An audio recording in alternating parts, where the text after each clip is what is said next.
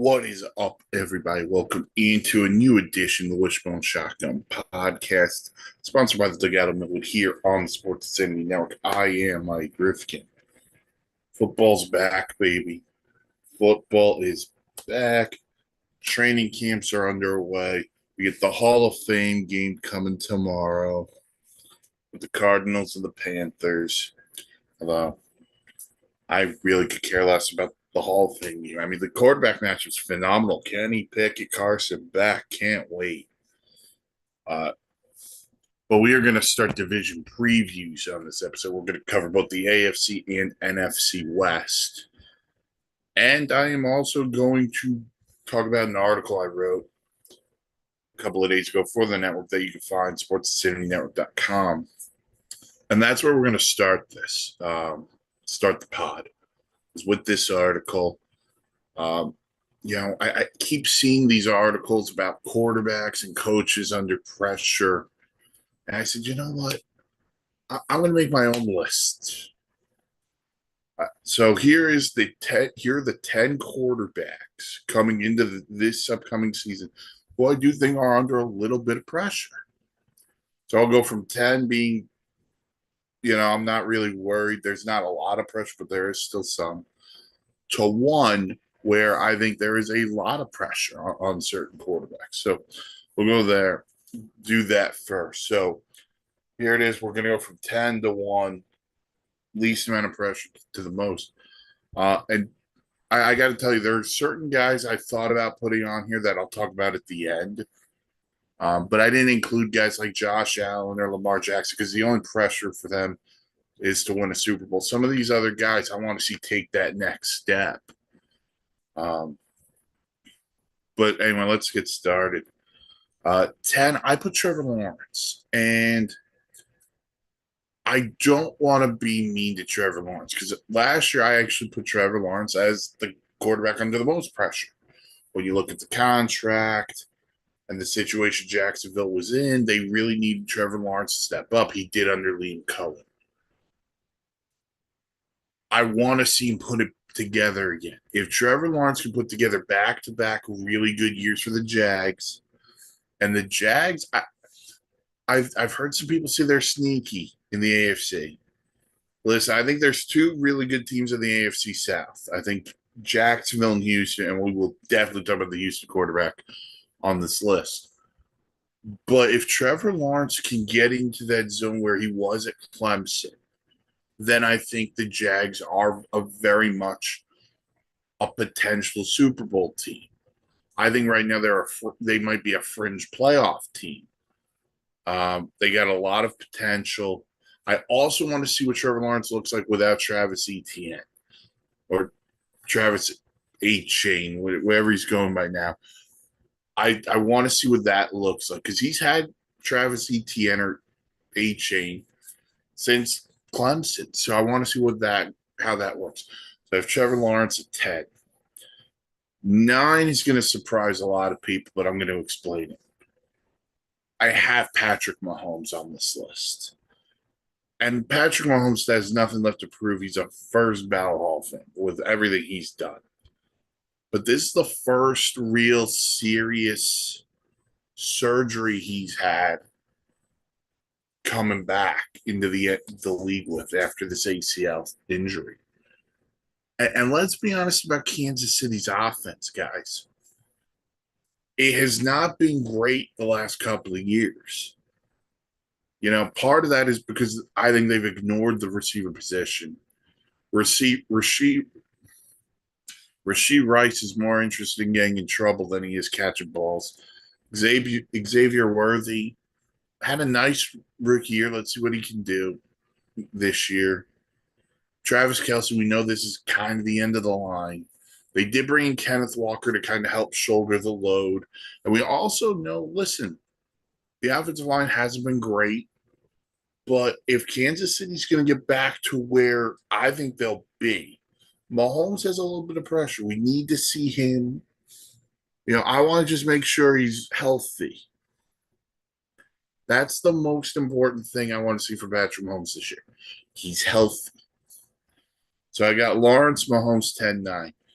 8. I put a tie, and it's between. Ironically enough, they're in the competition with each other. Tua Tagovailoa, Michael Penix Jr. I think they're both under extreme pressure. I think Penix is under pressure because he was a top 10 pick while they still had Kirk Cousins in their bill, while they just signed Kirk Cousins. So Penix has to show you something.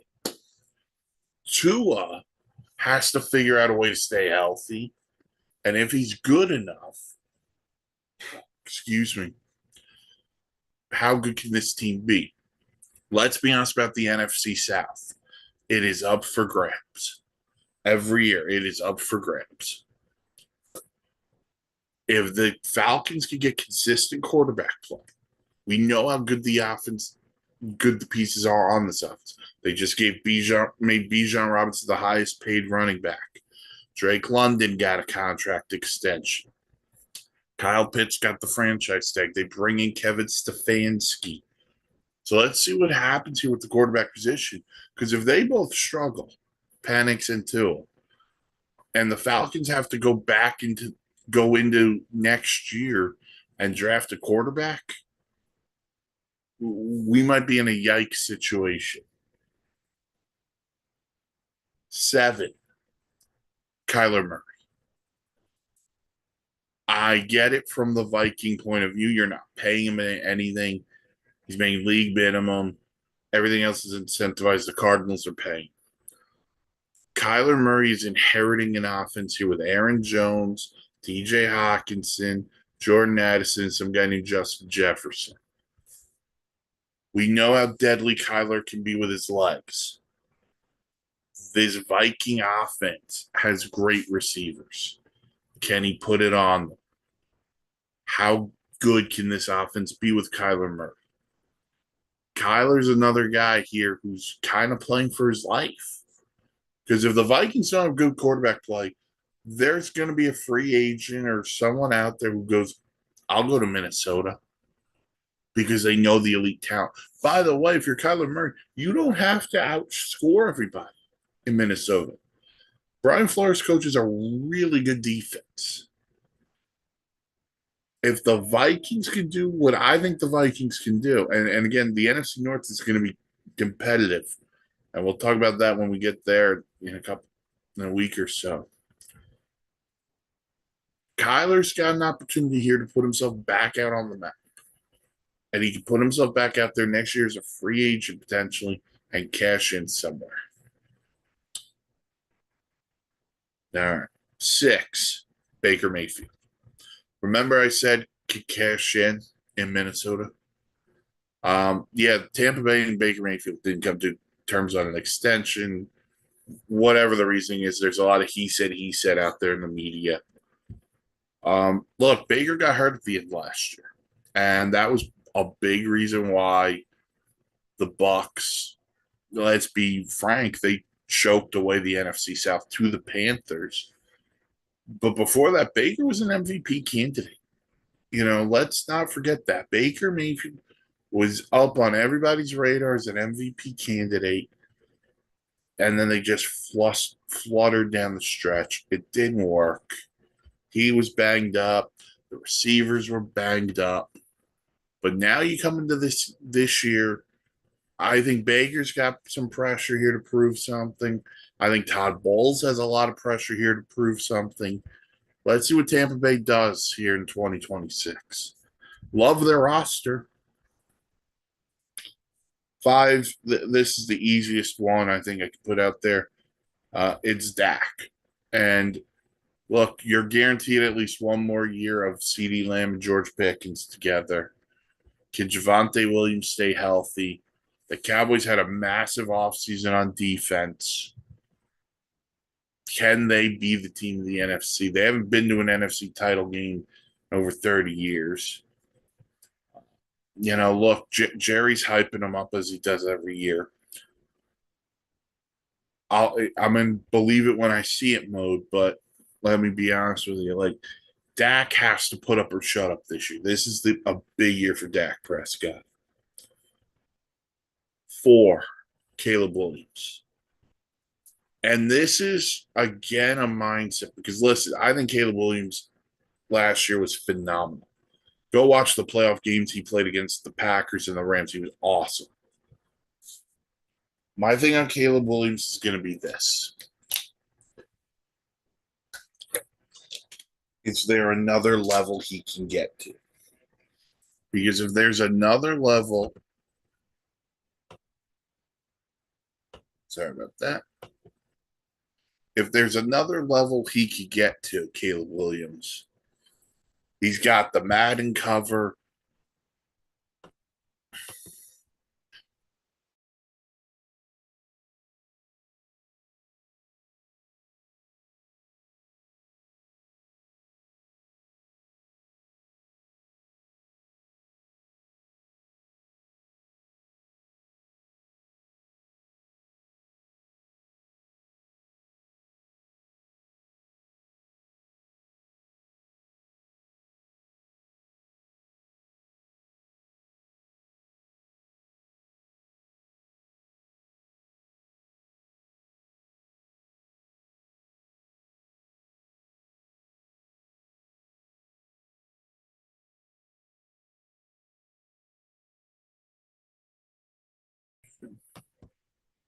Sorry about that, a little computer snag. So anyway, back to Caleb Williams. Um, Listen, he got the Madden cover. Is there another step, or is there another step he could take that people are going to sit there and go, "Oh, okay, he's here." Because now I think there's an expectation. Can he put it together for another year? And under Ben Johnson, I think there's a real opportunity here for him to declare himself as the next big superstar quarterback in the league. So I'm putting Caleb on here because he's got a lot to live up to right now. After what he did last year, being on the cover of Madden, which we all know what that means. But I'm putting him at 4. Because I think, let me be frank on this. Like, I think 1, 2, and 3, or 3, 2, and 1. I kind of put them in almost. I put at least 2 of them in that Lamar Allen territory of like, you got to win the Super Bowl, right? Like you've got to at least get me. I think you make the argument for all 3. So let's just get started on 3. Bo Nix. Bo Nix was awesome last year under Sean Payton. They go out and they get him Jalen Waddle to go opposite Cortland Sutton. We know how great that defense is. Maybe the AFC title game, if Bo Nix is healthy, maybe that AFC title game is a little bit different than how it played out. But I'm going to put a little bit of pressure on Bo Nix. I think it's, hey, you got a great team there in Denver. See what you got. 2, and this is partially being a hater. This is partially me being sick of the media crowning this dude. Justin Herbert's yet to win a playoff game, guys. And everyone wants Justin Herbert to be the guy. He hasn't won a playoff game. And I get it. The excuse last year was he didn't have his offensive line. New England sacked him a bunch. 2 years ago against Houston, oh, that's a great defense. Some of the excuses. The years before that, Brandon Staley blew the game in Jacksonville. Enough of the excuses. If you want Justin Herbert to be an elite quarterback, and he has had elite regular seasons, he needs to win in the playoffs. Justin Herbert has to at least win a playoff game this year for me to say, boom, he's here. Now, I'll be honest with you. I hate the Chargers receiver. I don't know what it is. It's Ladd McConkey. It's, I think, Trey Harris. They got a bunch of – they don't have a guy. They need a guy. They go out and get Mike McDaniel to run offensive coordinator, so maybe that'll help them not have one. I don't know. But I think there's a ton of pressure on Herbert, and I think there should be. And one, I wanted to put him at one, but I said I couldn't put him over this one because this guy's gonna get paid or wants to get paid. CJ Stroud. Can we go back and watch the Texans Patriots playoff game? The Texan defense, listen, Drake May played really well. Give him credit. Defense still kept him in the game. CJ Stroud turning the football over a bunch cost the Texans that game. And let's face it, they blew up the Steelers, but CJ Stroud didn't play great in that game. The Texans have argued the Texans and Broncos are probably the two best defenses in all of football. They both need their quarterback to be really good. Now, there is good news for the Texans. Tank Dell has been practicing in training camp, which is a great sign. He missed all of last year. They bring in David Montgomery. They worked up on the offensive line. Like I said, we know how good the defense is. CJ Stroud, if he wants to get paid, has to play better than he did last year. This is a big year for CJ Stroud. Otherwise, we're in a very interesting situation.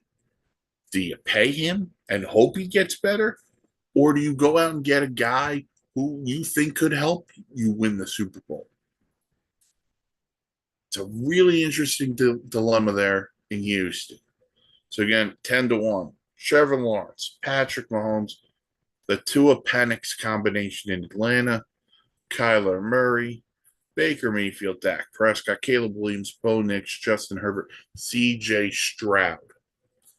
That is the list of quarterbacks I believe were under pressure coming into the 2026-27 season. Now, I did say at the top, I had a couple of names I thought about. Joe Burrow, I mean, what am I going to write about Joe Burrow? He just needs to stay healthy. Well, that's a good one, Captain Obvious. Who else am I putting on there? Aaron Rodgers in his last year. Aaron Rodgers has nothing to prove. Pittsburgh is Pittsburgh. They may think they're a Super Bowl team. I don't think they're that close. The one guy I really thought about, there were two guys I really thought about putting on here, and I decided against it. One was Jaden Daniels. And I sat there and I said, you know what? I can't really put last year on Daniels. He was banged up. I think there's more pressure on Dan Quinn than Jaden Daniels. So I'm going to leave him off.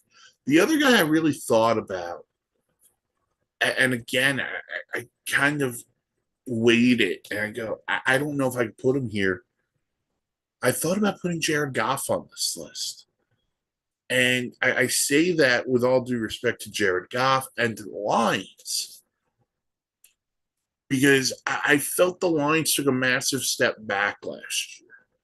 Now, part of that was that, they had some injuries, they had some other things go down. They weren't winning as close games as they were the year before. They're not sneaking up on people. But I said, you know what? Jared Goff has played well the last couple of years. Laporta missed some time last year. They're going to have him back. Obviously, Amon-Ra St. Brown is coming back. They have some pieces. Let's see what happens here. They do have to get Jahmyr Gibbs on. That's a whole nother conversation. But we'll see what happens there. But, yeah, those were the two I really thought about. Someone out there might say, well, what about the situation in Cleveland? I don't think there's pressure there. I think you just give the job to Shedeur and you see what he can do. Deshaun Watson's not your long-term answer. So if Shedeur's not the guy, you're drafting a guy next year regardless. And the other guy I thought about was Tyler Shuck there in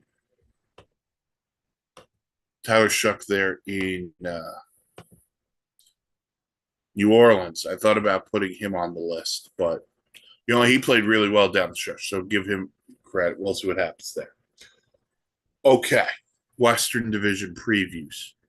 So we'll start in the NFC West just because the Seahawks won the Super Bowl. The division looked out like this. Seahawks go 14-3. The Rams go 12-5. The Niners go 12-5, and the Cardinals at 3-14. We'll start with the Cardinals. They bring back Jacoby Brissett. He got that deal he was looking for. They drafted Jeremiah Love. They have three running backs for whatever reason. Love. They brought back James Conner, and Tyler Algier was signed as a free agent. Look, the Cardinals drafted Carson Beck too. I think we're gonna wait and see what Carson Beck is. I think he's gonna get some games this year. Gardner Minshew's gonna back up Jacoby Brissett, unless there's an injury and maybe someone trades for Gardner Minshew. But Carson Beck, I think we'll see some games this year. I'm not overly concerned about that. But I think the Cardinals, this division is brutal for them. 6 games against 3 of the 5 best teams in football. 6. I'm just not there on the Cardinals. It's a total rebuild. We'll see what happens there. I still don't get the Jeremiah Love thing, but it is what it is. It's in the past. But we'll see what happens with the Cardinals. I mean, it's a rebuild. I don't think they win more than if they win more than 5 games, I would be stunned. I think they're picking near the top again next year in the draft. The Niners, 12-5. They bring in Mike Evans. They've had some injuries. The whole Brandon Ayuk situation's weird. They did just bring back Deebo Samuel. They reworked some of that defense too. They brought in Adingi from Dallas. We'll see what the Niner defense can do because it can't be worse than it was last year. Evans is banged up, they're in real trouble. But we know Kyle Shanahan, John Lynch. That's going to be a competitive football team. If McCaffrey can stay healthy, Debo, they'll get Kittle back. I like where the Niners are. I do. I can't sit there and say I hate where the Niners are because I don't. I think the Niners, the problem for the Niners is they're just in this really tough division. Rams, Myles Garrett, Trent McDuffie. I can sit here and talk about they brought in Ty Simpson to draft him.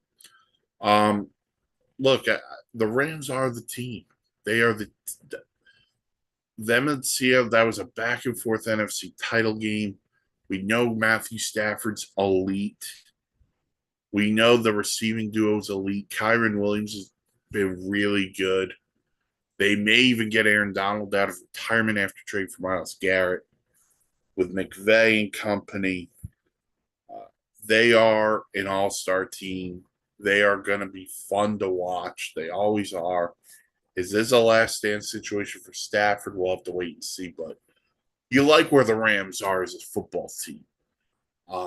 That they've had a lot of young pieces step up over the years. I'm very curious about them at the tight end position. Tyler Higbee, Ferguson. If they could take that step, tight end, Puka, Devontae, we know how great of a tandem that is. It's one of the best in the league. And then the Seahawks won the division. Look, Sam Darnold showed a lot last year. They re-up JSN. They bring back Rashid Shaheed. They do lose Kenneth Walker, so that's going to be interesting how Jadarian Price comes in. See what happens there. Because Charbonnet, I don't believe is going to be ready for the start of the season. And this defense is still so good. I don't care who they lost. I think they just lost Greek Woolen. But they bring in a Dante Fowler. They are still an elite group. Look, and Sam Darnold was awesome. Again, he was awesome last year. So, and on the playoffs, he was even better.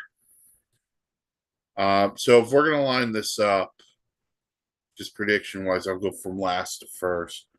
The Cardinals, I think, will be in last. I think that's a pretty easy one.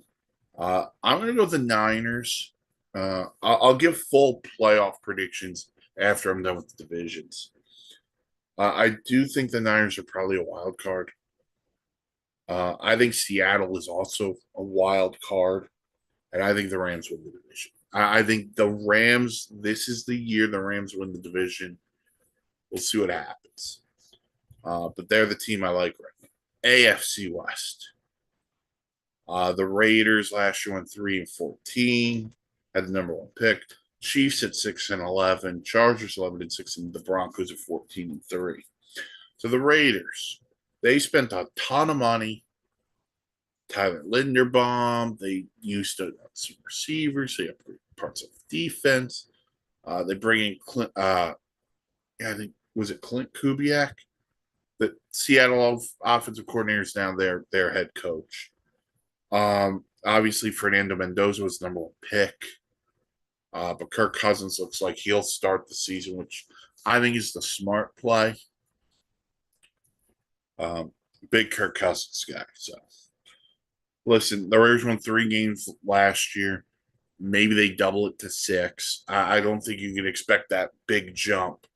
I think the big thing, though, is also that you get Max Crosby back because Max Crosby, that trade with the Ravens got void because of a whole weird injury situation. He's going to play with a chip on his shoulder. So I would be very worried about playing against Max Crosby this year. So I think the Raiders, listen, they're trying to build something. And even if Mendoza doesn't start the year, we'll see what happens. But they bring in a guy like Linderbaum to play center, anchor that offensive line, some playoff experienced guys too. So I kind of like what the Raiders did there. The Chiefs. Listen, Chiefs picked in the top 10 for the first time, I think, probably since Mahomes. 6-11. They bring in Kenneth Walker. Kelsey comes back. They work on the secondary. They bring in Mansour Delane from LSU in the draft.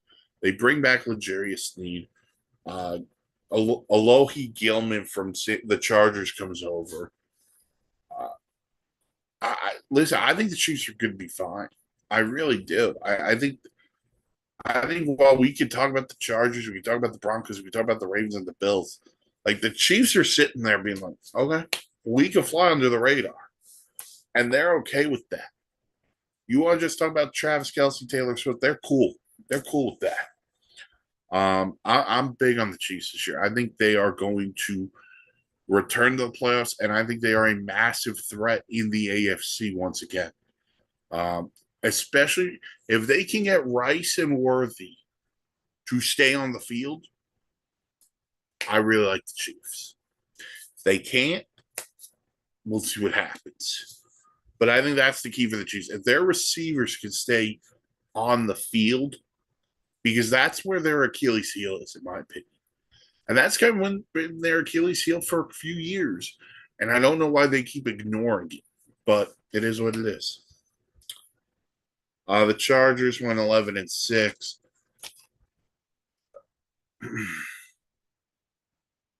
They brought in Tyler Biadasz, the center who used to play for the Commanders. They brought back Khalil Mack, bringing Al Gingold, the fullback Mike McDaniels, the new OC. Like I said about Herbert before, they have to win a playoff game. That's the pressure of the Chargers. And we're getting into this area for me on Herbert where, hey, if people are going to disrespect what Philip Rivers did with that team, and Philip Rivers brought them to an AFC title game, Philip Rivers won some playoff games for them. Justin Herbert's got to get into this. If Justin Herbert wants to be deemed an elite quarterback, he has to win a playoff game. That has got to be. Listen, I know everyone wants to say Super Bowl. He's got to at least win a playoff game. I don't care what he does in September and October. It's what you do in December and January that separates you. And the same thing goes for Bo Nix. Look, they bring in Jalen Waddle. They bring back the bulk of that defense. J.K. Dobbins comes back. Denver is a really good football team. If Bo Nix is healthy, they may beat the Patriots last year in the AFC title game. We do not know. It's a big what if. But here would be my problem. If the Denver Broncos take a step back, and I am going to pull up the Broncos schedule, because I just want to go over things that just aren't the divisional games as I wait for my ESPN app to load it up. But here's the thing about Denver. We know the defense is really good. The offense just has to put up enough points. Waddle and Sutton. I believe Evan Ingram is still there too. So Denver opens up with Kansas City. That's the ESPN Monday night opener. So they're going to get tested early. They go to Arrowhead. They host their first 3 games at Arrowhead, and then at home, Jags, Rams. Then they go to San Francisco. Then they go to the Chargers. How's this for a Thursday nighter? They get Seattle at home on a Thursday. That's pretty sweet. That'll be a sweet game. Then they go to Arizona. They end that's insane to me. They play the Chiefs. Their last game with the Chiefs is November 1st. So they get the Chiefs done early. That might be a break for the Chiefs. Then they get the Panthers, Raiders, Broncos Steelers. I know in December they get the Dolphins. They got to go to MetLife, play the Jets. Christmas Day they get the Bills. Wow, they're the last 3. My last 3. When's that Dolphin? Dolphin game is the 9th of December, right? 6th of December. So their last 3 games. Bills, Patriots, Chargers. There's a lot there for Denver. That is very curious. If we could just go into the Chargers now. I mean, the Chargers' first 2 games are the Cardinals and the Raiders. That's the Chargers' first 2 games. And then their first test of the year is week 3. They're in Buffalo. And then they go to Seattle. Oof. Oh, man. So they get this in a row, the Chargers. At the Bills, at the Seahawks, the Broncos, at Kansas City, the Rams, the Texans, the Ravens. That's consecutive. So we'll see what happens there. But that could be the decisive factor there in the AFC West. Those stretches for the Broncos and Chargers. Because let me go to Kansas City really quick, because I don't know if Kansas City, has a stretch like that. No, Kansas City's first 3 are the Broncos, the Colts, and the Dolphins, followed by the Raiders. Okay, they go Chargers, Seahawks, Broncos, but then they get the Jets. And then they get they do get a 4th straighter, though. No, they end the year tough, too. So, starting Thanksgiving, they go Bills, Rams, Bengals, Patriots, Niners, Chargers, and then they end the year with the Raiders. Those stretches for all 3 of those teams could decide this AFC West. And I think 3 teams are coming out of the AFC West. I think the Chiefs are coming out. I think the Broncos are coming out. I think the Chargers are coming out. So I'm going to pick the Chiefs to win the division. But I think you're going to get 2 wild cards out of the AFC West. So I actually think you're getting 3 teams out of both Wests. So I think Rams, Seahawks, Niners with the Rams winning, and then Chargers, Chiefs, Broncos with the Chiefs winning the division. I think those 6 teams are playoff bound. Again, I will do playoff predictions and everything else once we wrapped up the entire division preview. Next week, we'll do another division. Not sure where I'm going to go yet as I work my way. But that should be fun. Like, comment, subscribe here to YouTube. Go to the website, thesportsinsanitynetwork.com for the blog. Comment on the quarterback article. Follow the socials. Facebook, the Sports Insanity Network. Twitter, @Insanity Real. Follow me personally. Twitter, Pummaster Rifkin. Blue Sky, same name. Pummaster Rifkin. Everyone have a tremendous weekend. Enjoy the Hall of Fame. Enjoy the Hall of Fame ceremony. I'll cover that next week. I usually don't watch it, but it's a great class. Drew Brees, Larry Fitzgerald, Adam Vinatieri. I believe Julius Peppers is going in as well. Talk about the Hall of Fame next week, too. Thanks for listening to this edition of the Wishbone Shotgun Podcast. I'm Mike Rifkin. Talk to you all next week. Sorry about the computer issues, guys.